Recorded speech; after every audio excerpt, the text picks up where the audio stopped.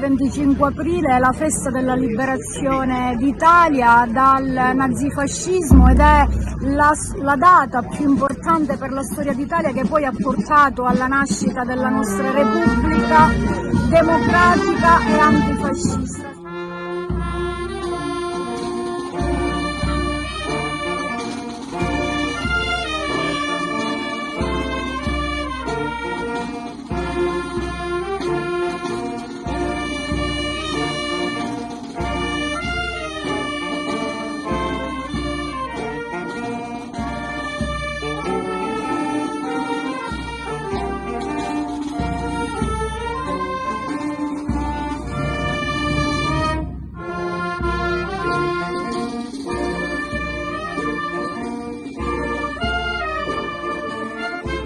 Alle nuove generazioni dobbiamo trasferire questo messaggio affinché, soprattutto in questo momento internazionale di guerre, di dolore, di morti, possano lavorare anche essi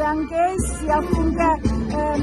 tutto quello che è accaduto in passato non accada più, né in Italia né nell'Europa, che è un continente di pace, di accoglienza e di solidarietà, e nel resto del mondo.